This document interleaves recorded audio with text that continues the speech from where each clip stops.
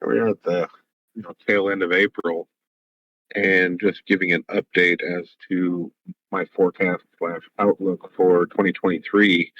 Kind of an update to what I did back in January. Everything's playing pretty closely to how I expected.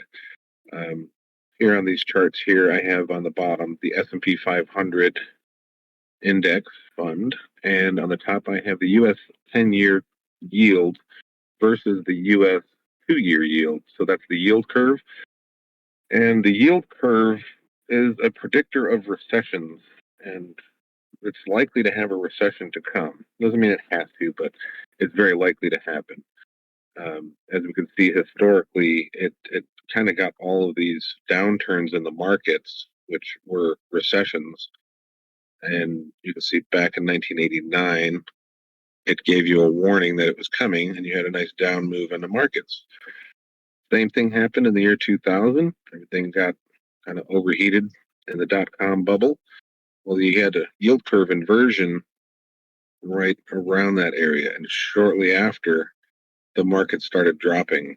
So you had a recession, you had a downturn in markets, and then you had the housing bubble, 2008, yield curve inversion with 2006, just into the beginning of 2007.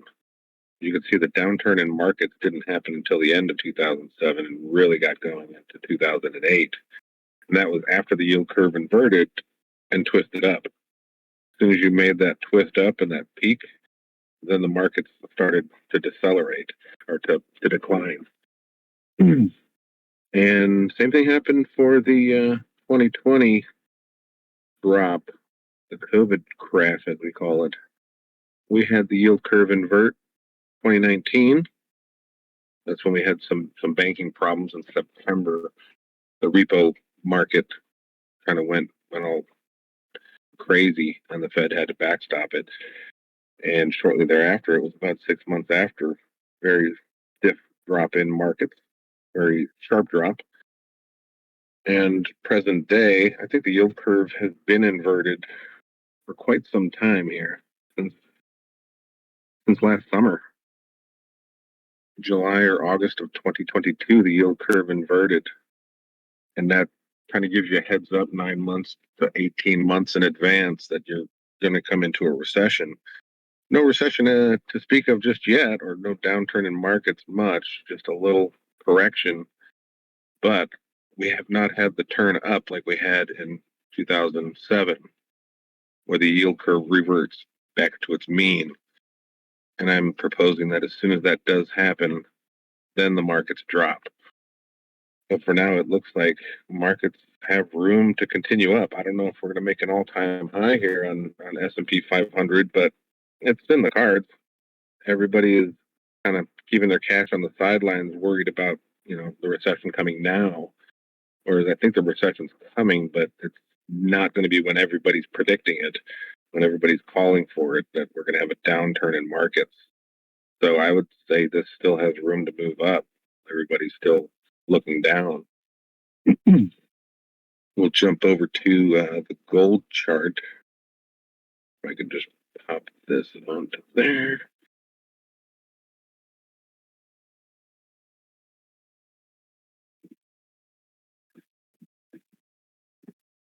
Well, that doesn't look right.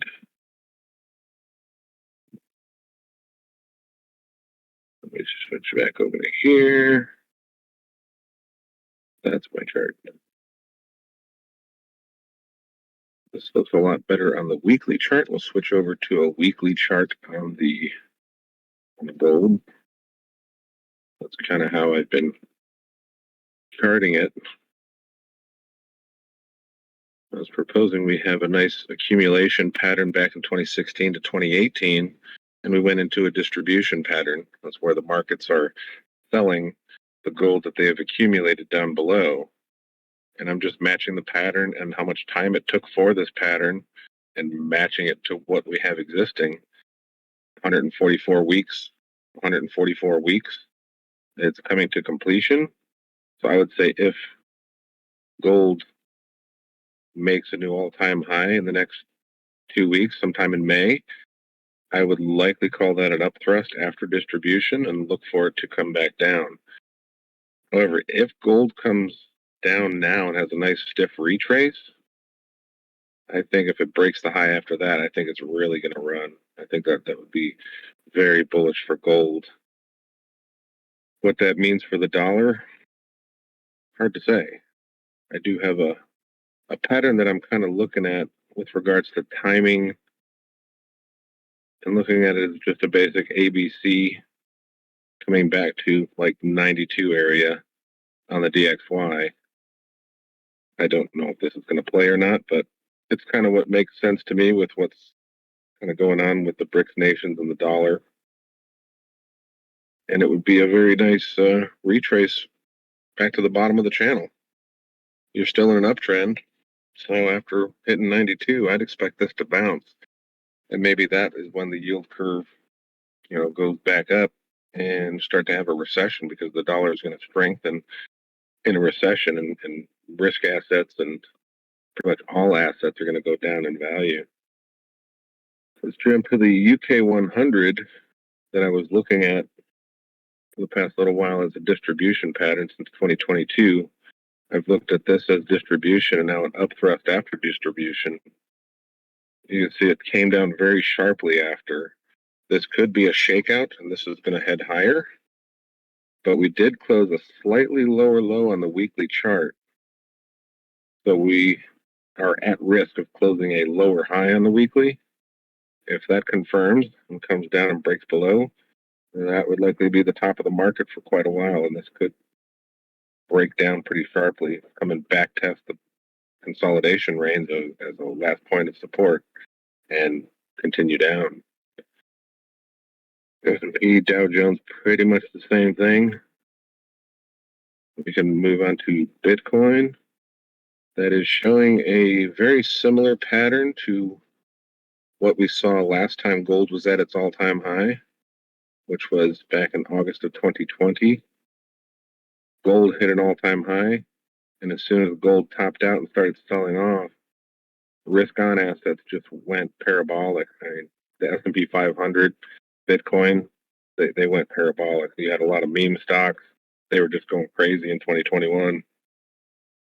But you're having the same type of pattern coming here, and gold is at its all-time high again and pulling back. So if gold topped now, I would expect risk assets to get a bid.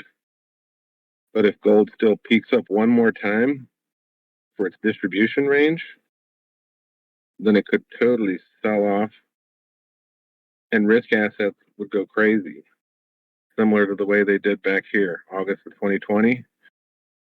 And this is when you had your Bitcoin bull run, just all through here. And then Bitcoin pulled back. And now we're having Bitcoin kind of reversing and going up. Gold hitting its all-time high again. This could be a distribution pattern that just tops out here and then continues down. I would see this as a likely area I would buy is at 1,500 if that does come down here for investment purposes. But if it comes up here, grabs liquidity, then goes down, and we have a demand-destroying event, something really bad, I could see this thing going down to 1,280, maybe 1,000, somewhere around this accumulation area. I would expect that to be reaccumulated there again, and then you should see devaluation of currencies like you've never seen before, and you should see gold do very well. I would expect Bitcoin to do well, and even good stocks, any good names that you have, companies that are producing dividends should do really well. If that comes, you're likely to have a buying opportunity like 2 years from now. These things take time. This is a weekly chart, so. But yeah, if gold starts selling off now, expect risk assets to go crazy. If gold pops the high and grabs liquidity above the range and then sells off, expect the risk assets to go crazy. If gold just continues up from here, then risk assets may not do so well, and gold is going to be the trade for the next 2 years. We'll see what happens. All right, thank you guys for listening. Any comments, questions, just ask away in the comments.